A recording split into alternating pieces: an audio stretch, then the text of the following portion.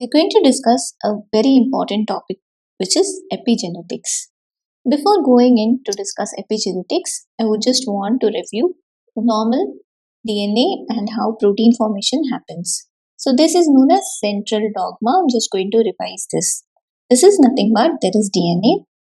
DNA undergoes something which is known as transcription, and DNA is converted into RNA, and then translation happens in which mRNA specifically is converted into protein. So this is translation. So this process is known as the central dogma, from which DNA is converted into RNA and RNA is converted into protein.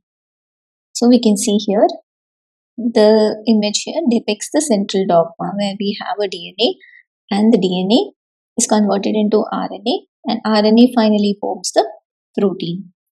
So in DNA, we know something which is known as nucleosome, which is involved, and we know there is a chromosome which has chromatin. What is the chromatin? Chromatin is nothing but when the nucleosome is wound by DNA. Okay, and this forms a continuous chain, nucleosome and DNA. This is the nucleosome and this is the DNA. So these form continuous chains which are known as the chromatin. Chromatin can be of two types, which are heterochromatin as well as euchromatin. What is euchromatin? Euchromatin is the opened up form of the chromatin. So euchromatin is nothing but opened up form.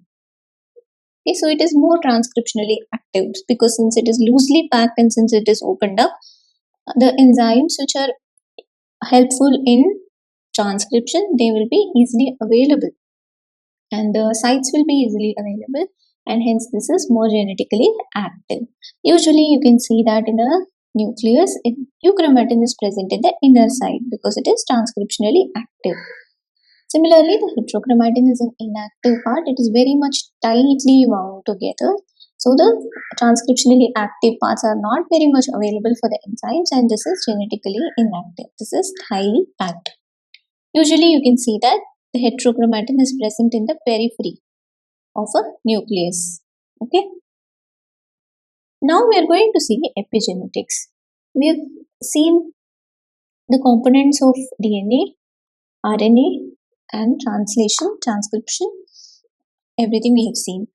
Now we need to understand that twin A and twin B, there are twins, and these twins invariably have the same genetic component, but one twin can have a disease which the other twin does not replicate. So why does this happen?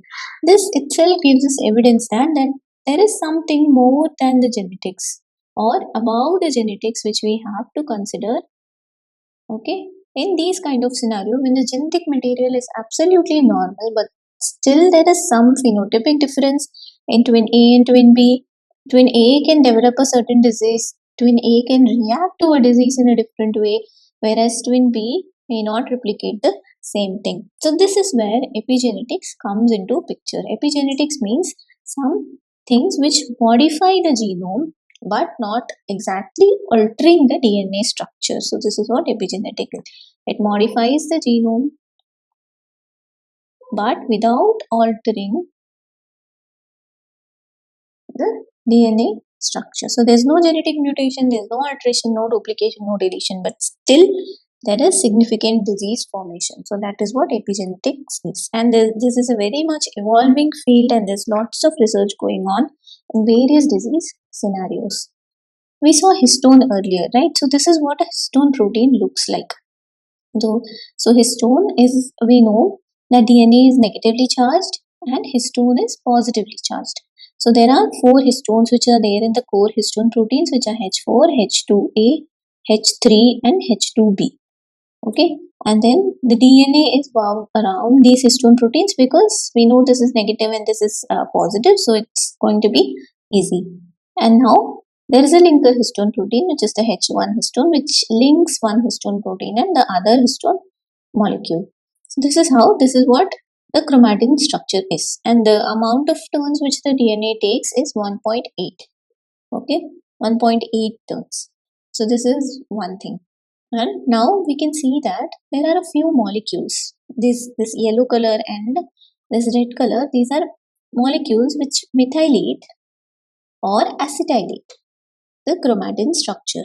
It can occur within the histone, or also DNA can undergo this kind of methylation or acetylation also. So usually DNA is methylated, instead histone can be acetylated as well as methylated. So these are the markers, these are the epigenetic changes. These acetylation and methylation is what we talk about. This is the epigenetic change we are talking about. So what are the epigenetic key modifications? We have histone methylation. Methylation of histone usually happens in the lysine residues most commonly. And when it happens in the lysine residues, these lead to transcriptional activation or repression. So usually histone methylation can lead to transcriptional activation as well as repression. Okay, depending on the site of action. So if it occurs in any particular histone, depending on the site of histone, transcriptional activation and repression can change. So that is for histone methylation. What about histone acetylation? Histone acetylation invariably opens up the chromatin, and it is makes the chromatin conducive for transcription. So there is increased transcription. Whenever there you talk about acetylation, always think there is going to be increased transcription. In turn, there are a few enzymes. We know HAT, these enzymes, histone acetyl transferases. These are the enzymes which bring these acetylated molecules into this histone. So we have histone acetyl transferases um, which bring in acetylated molecules and attach these acetyl groups to histones. Similarly, we have enzymes which is known as histone deacetylases. Okay, histone deacetylase enzymes we have. Histone deacetylases can do an opposite action to histone acetylation. There's another epigenetic modification which is histone phosphorylation. Usually phosphorylation occurs in the serine residues, like methylation, histone methylation occur in the lysine residues. Phosphorylation, depending on the specific residue, similar to methylation, similar to histone methylation, DNA may be opened up for transcription or may be condensed. So remember, methylation and phosphorylation always depends on the site of histone, whether it's going to be activated or repressed. But histone acetylation invariably activates the DNA, activates the transcription and increases transcription, whereas also remember DNA methylation always results in transcriptional silencing. Okay, so similarly, this is a mnemonic which you can remember. Acetylation, in this case, histone acetylation, okay, will result in increased transcription.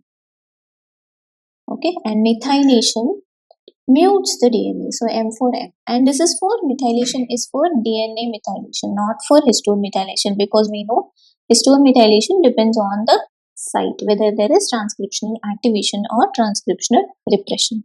So why is this important? Why is it important to know this in a disease context? Epigenetics has so many different roles like cell cycle control, DNA damage, apoptosis, imprinting, and even in aging. Most of the factors which result in epigenetics are environmental factors, but not restricted to environmental factors. There are hormonal and genetic factors also. So imagine there is a tumor suppressor gene. We know that APC gene, BRCA1, these are all tumor suppressor genes. Okay. So if there is a hypermethylation of tumor suppressor gene, what will happen? The activity of tumor suppressor gene will go down. So when this happens, there are high chances of cancer development, because the checkpoint genes are going to be hypermethylated. We know that hypermethylation of DNA mutes the transcription. So this is going to reduce the tumor suppressor protein, which is going to reduce cell cycle, or it's going to repair the cell. So these action are going to be lost, which is going to cause increased cancer.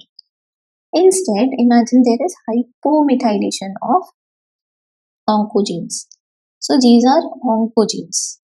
These are oncogenes here, MYC, FOS, HRs. We know these are all oncogenes. So if there is hypomethylation, there is going to be less control in these, and there is going to be increased activation or increased transcription in these genes, which will again result in increased cancer development. Okay. So there is always an equilibrium between histone acetyltransferase and deacetylase. Okay, so this will keep a check on histone acetyltransferase, which transfers the acetyl group to the histone and the deacetylase. So if there is a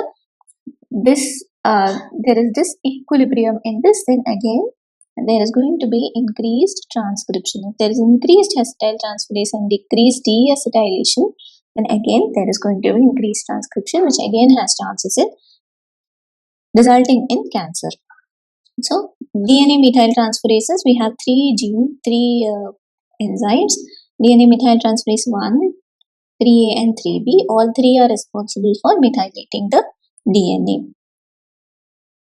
So we use these DNA methyltransferase inhibitors to treat cancer. So for example, we see P53 gene has been methylated by some epigenetic modification. Okay, so if we can inhibit this P53 methylation, then again we can reduce the symptoms of cancer, or we can reduce the development of cancer, because P53 we're making it active.